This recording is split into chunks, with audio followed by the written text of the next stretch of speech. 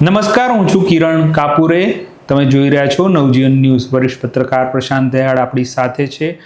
ગુજરાતમાં નાગરિક સમાન ધારો લાગુ થશે અને બિલ મુકાશે અને ગૃહમાં તે પાસ પણ થશે, કારણ કે આ બીજેપીની બહુમતી છે. પણ આ બિલમાં શું જોગવાઈ છે, લિવ ઇન રિલેશનશિપ વિશે શું જોગવાઈ છે, અને અગાઉ જે લગ્ન નોંધણી ધારો આવ્યો તેની જે ચર્ચા થઈ છે, તો તે બંને કેવી રીતે ક્લેશ થાય છે તે વિશે પ્રશાંતભાઈ સાથે આપણે વિગતે વાત કરીએ. પ્રશાંતભાઈ, જે લગ્ન નોંધણી ધારાની વાત હતી એના અત્યારે સૂચનો મંગાવ્યા છે, પણ આ જે લિવ ઇન વાળી વાત આવે છે એમાં કંઈક ક્લેશ થઈ રહ્યું છે બંનેમાં, તો એ શું છે વાત? આ જે સમાન નાગરિક સંહિતા, આમ એવું એક શબ્દ પ્રયોગ કરવામાં આવે છે.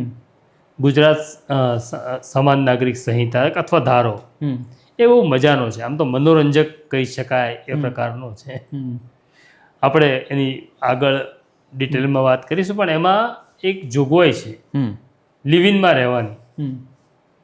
હવે આમ તો આ રાજ્યનો વિષય નથી કે મારે કોની સાથે લિવિનમાં રહેવું ન રહેવું, પણ એ સમાન નાગરિક ધારામાં એને સમાવિષ્ટ કરી છે. મજાની વાત એવી છે કે આ જ વિધાનસભાનું સત્ર જ્યારે ચાલુ છે ત્યારે હર્ષ સંઘવી લગ્ન નોંધણીની પ્રક્રિયામાં એક સુધારો લાવ્યા હતા.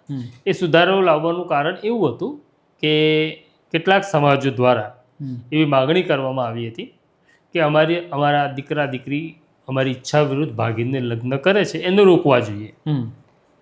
હવે એને રોકી ન શકાય. બરાબર છે. બંધારણે જે વ્યક્તિ સ્વતંત્રતા આપી છે એ પ્રમાણે, અને લગ્ન ધારો જે છે એ ભારત સરકારનો વિષય છે, રાજ્યનો નથી. એટલે એમાં કોઈ પણ સુધારો ન થઈ શકે રાજ્ય દ્વારા.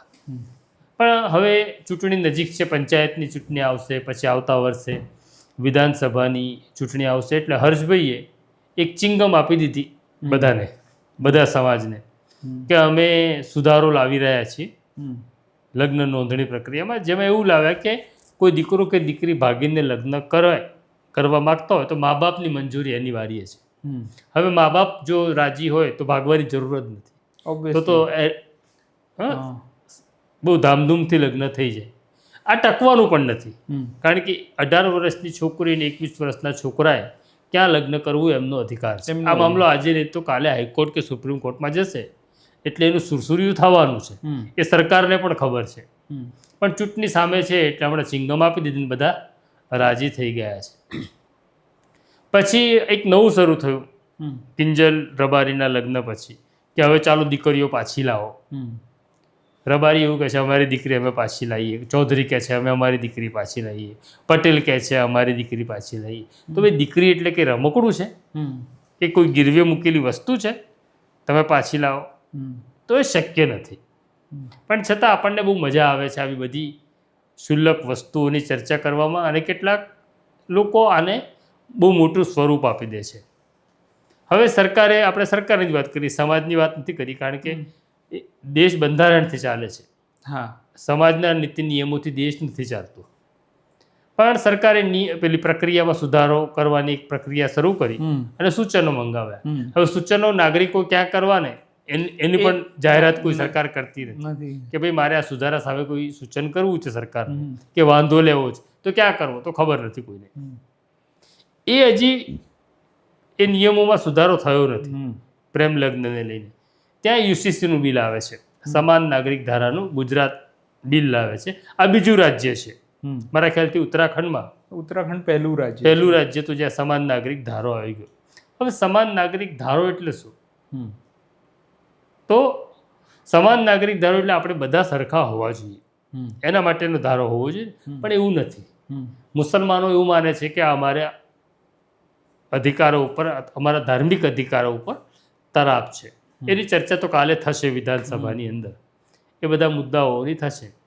પણ આમાં એક મુદ્દો છે લિવ ઇન, કે લગ્ન વગર કોઈ સ્ત્રી અથવા પુરુષ જે પુખ્ત ઉંમરના છે સાથે રહે, તો એમાં એમણે એવી જોગવાઈ કરી છે કે 1 મહિનાની અંદર એમણે એની નોંધણી કરાવવાની. આમ તો એવું છે કે મારે કોઈ સ્ત્રી સાથે રહેવું હોય અથવા કોઈ સ્ત્રીને મારી સાથે રહેવું હોય તો એ અમારા બંનેનો વ્યક્તિગત પ્રશ્ન છે ને, એમાં રાજ્ય કેવી રીતના આવે? હા, એટલે નોંધણી કેમ કરાવવા શું કામ કરાવી છે તમારે? પણ હવે આ બહુ શુલ્લક વસ્તુ છે. રાજ્ય પાસે બહુ બધા કામો હોવા જોઈએ, પણ એમણે એક યુસીસીમાં આ નાખી દીધું. ચાલો નોંધણી કરાવી દીધી. પછી એવું કહે છે કે હું કોઈ સ્ત્રી સાથે રહું છું અને અમારા લિવિંગના રિલેશનને કારણે કોઈ સંતાન થાય તો એને કાયદેસરતા મળે છે. એટલે જે અત્યાર સુધી હતું કે અનોરસ સંતાન કહેવાતું હતું, આ પ્રકારનું લગ્ન વગર થયેલું જે બાળક હોય એને કોઈ કાયદેસરતા મળતી નહોતી. હવે રાજ્ય સરકાર એવું કહે છે કે બાળક કાયદેસર ગણાશે. એક તરફ તમે સનાતનની વાત કરો છો, બીજી તરફ તમે લગ્ન સંસ્થાની ચિંતા કરો છો, અને ત્રીજી તરફ તમે લિવિંગને કાયદેસરતા આપવાની વાત કરો છો. એટલે તમારા અનેક ચહેરાઓ છે રાજ્યના. તો રાજ્યને કરવું છે શું? હવે એક સંતાન થયું અમારે, હવે એને કાયદેસરતા તમે આપી દીધી કે મારું કાયદેસરનું સંતાન છે, હું એનો બાપ છું, પેલી સ્ત્રી એની માં છે, તો એના જન્મના દાખલામાં એ નોંધાશે. જો બાળક કાયદેસર છે તો અમારા સંબંધો પણ કાયદેસર થઈ ગયા. એક વસ્તુ એ થઈ. બીજી વસ્તુ એવી છે કે ભાગીને લગ્ન કરું તો મા બાપની મંજૂરી જોઈએ, એવું એમણે એક સુધારો જે લાયા છે એ થઈ જશે. માની લો થઈ ગયો તો પછી હું શું કામ લગ્નની નોંધણીની પ્રક્રિયામાં જોઉં ભાગીને? હું લિવિનમાં જ રહેવા લાગુ ને. લિવિનમાં રહું તો મારે પેલી લગ્ન નોંધણીની માથાકૂટમાં નથી પડવાનું. મારા મા બાપની મંજૂરીની જરૂર લિવિનમાં નથી. હા, એટલે પણ જ્યારે સરકાર આવા કાયદા ઘડે છે ત્યારે એ આટલા ઉપરના લેવલ પર એ લોકો નહીં જોતા કે ભાઈ આમાં ડિફરન્સીસ છે. સરકારના કોઈ કાયદાકીય સલાહકાર બી હશે, એ સલાહ નહીં આપતા હોય આ રીતે. આ સવાલ મને અવારનવાર થાય છે, પણ આ પૂછવો જરૂરી છે. કિરણ, બહુ મજાનું આ બિલ છે. મેં બિલના થોડા પાના ઉથલાવ્યા છે. આ તો એક લિવિંગનો મુદ્દો કયો, અને એમને એવું લાગે છે કે બહુ ક્રાંતિ લાવી રહ્યા છે આ બિલ દ્વારા, સામાજિક ક્રાંતિ થઈ જશે. બરાબર. એમાં એક એવું પણ સુધારો છે કે બે સગા ભાઈ બહેન લગ્ન નહીં કરી શકે. એવું ક્યાં કરે છે? ક્યાં આવું થાય છે? એમણે જોયું છે કે બે સગા ભાઈ બહેન લગ્ન કરે છે. મુસ્લિમ છે કે બીજી કોઈ જ્ઞાતિ છે, એમાં મામા ફૂઈના થાય છે, પણ સગા ભાઈ બહેન લગ્ન નથી કરતા. તો પણ એમાં એમણે એક એટેચ કર્યું લગ્નના કોલમમાં કે બે સગા ભાઈ બહેન લગ્ન નહીં કરી શકે. એટલે ફાલતુ વસ્તુઓ છે, અને એમને એવું લાગે છે કે બહુ ક્રાંતિ કરી રહ્યા છે, પણ કઈ ક્રાંતિ નથી. હવે મારે શું ખાવું, મારે શું પહેરવું, મારે શું જીવવું, મારે કઈ સ્ત્રી સાથે રહેવું, કઈ સ્ત્રીને કોની સાથે રહેવું, મારે કેવા કપડાં પહેરવા, કઈ ભાષા બોલવી, એ તો મારો વિષય છે. આખી રાજ્યનો વિષય થોડો. કાલે તો એવો પણ એક નવો યુસીસીમાં નવું લાવશે કે તમે તુવેરની દાળ ખાવ છો કે મગની દાળ ખાવ છો, અને તુવેરની દાળ ખાતા હો તો તમારે નોંધણી કરાવવી પડશે. તમે નોનવેજ ખાવ છો તો ચિકન ખાવ છો કે મટન ખાવ છો તો મટન ખાનારાએ નોંધણી કરાવવી પડે. આ ફાલતુ બધું કરી રહ્યા છે. એટલે આમ જોવા જઈએ ને તો જીવનશૈલી જે કંઈ છે એનો મોટા ભાગનો જે છે એ ભૌગોલિક, જેમ કે આપણે દરિયાકાંઠાનો વિસ્તાર છે તો ઓબ્વિયસલી ત્યાં માંસાહાર રહેવાનો, એટલે એ રીતના જોવા જઈએ તો લોકોની જીવનશૈલી એ રીતે ઘડાયેલી હોય છે. એટલે માની લો કે આ લગ્નવાળું છે, બરાબર, એ લગ્નવાળું આખું છે ને કોલમ, એમાં એવું છે કે તમે બીજું લગ્ન કરો તો એ ગુનો ગણાશે, એવું પણ છે. તો બે લગ્ન કોણામાં થાય છે? તો સામાન્ય રીતે એમનું ફોકસ એવું છે કે મુસ્લિમો કરે છે, પણ મુસ્લિમો પણ નથી. મુસ્લિમોમાં બે લગ્ન હવે પરવડે એવું નથી, એટલે હિન્દુઓને કરવા છે, એટલે ખાલી મુસલમાનો કરે છે એવું નથી. અને મેં તો એવું જોયું છે કે લગ્ન વગરે ઘણા લોકો બે ઘર ચલાવતા હોય છે હિન્દુઓમાં પણ. પણ આ કોલમમાં પાછું આદિવાસી સમાજને એમાંથી મુક્તિ આપવામાં આવી છે. આ નિયમ એમને નહીં લાગુ પડે. કારણ કે એમના અલગ. હવે તમે જો સમાન નાગરિક ધારાની વાત કરતા હો તો જે કાયદો મુસલમાનને લાગુ પડે કે બે લગ્ન એ અપરાધ છે, તો પછી સમાન નાગરિક ધારા પ્રમાણે આદિવાસીને કે હિન્દુને પણ અપરાધ હોવો જોઈએ ને. તો એવું નથી. ઘણી બધી ગડબડો છે. કોઈકને ખુશ કરવા, કોઈકને રાજી કરવાની વાત છે. અને મુસલમાનો એવું માને છે કે આ યુસીસી અમારી વિરુદ્ધમાં છે અને અમે હેરાન થઈશું. પણ મને એવું લાગે છે કે આ દેશની અંદર 80% તો હિન્દુઓ છે ને, આ બધી સમસ્યામાંથી હિન્દુઓએ તો પસાર થવાનું જ ને. આ નોંધણી કરાવો ને ફલાણું કરાવો ને ઢીકણું કરાવો, તો કંઈ ખાલી દેશી ભાષામાં કહું તો મિયાભાઈ જ હેરાન થવાના નથી. એક્ઝેક્ટલી. બહુમતી તો હિન્દુઓની છે, તો હિન્દુ જે પણ એટલું હેરાન થશે.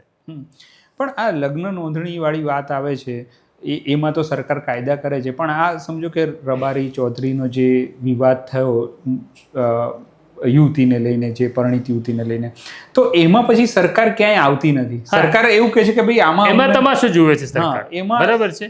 મેં આપણે ગઈકાલની સ્ટોરીમાં કહ્યું હતું કે કિંજલ રબારી છે, એને તો સોશિયલ મીડિયા ઉપર હર્ષ સંઘવીને કહ્યું હતું કે મને મદદ કરો. હવે તમે એવું કહો છો કે મને ફોન કરજો અડધી રાત્રે, હું બેઠો છું, અને સોશિયલ મીડિયા ઉપર કોઈએ ટ્વીટ કરી દીધું ને મદદમાં પોલીસ પહોંચી ગઈ. આ બધું છે ને સ્ક્રિપ્ટેડ હોય છે. પણ જ્યારે ખરેખર કરવાનું આવે છે ને ત્યારે કંઈ થતું નથી. કોઈને તમે મદદ નથી કરી શકતા અથવા કરતા નથી. પણ આ હવે છેલ્લો સવાલ કે આ યુસીસી એક તો પાસ થવા આમ બહુમતી છે, પણ એ પાસ થઈ જ જશે, પાસ થઈ જશે, એમાં તો કોઈ પ્રશ્ન નથી. ચર્ચાઓ લાંબી ચાલશે. વિધાનસભાનું જે દિવસ છે આ, એ પણ એનો ક્રમ લંબાશે, એ બધું થશે. પણ એવી વસ્તુઓ આમાં નાખી છે યુસીસીમાં, એવું માનવામાં આવે છે કે આપણે કોઈ એક કોમને પ્રતાડિત કરીશું. એવું બહુ મને દેખાતું નથી. આમાં બધા જ પ્રતાડિત થવાના છે, અને જે વિષય રાજ્યનો નથી એવી બધી જ વિષયો આમાં નાખી દેવામાં આવે છે. રાજ્ય પાસે ઘણા કામ હોવા જોઈએ લોકોના ઉત્થાન માટે, અને આ રાજ્યની અંદર રહેતો હિન્દુ હોય, મુસલમાન હોય, ખ્રિસ્તી હોય, દલિત હોય, એ બધા તમારા છે.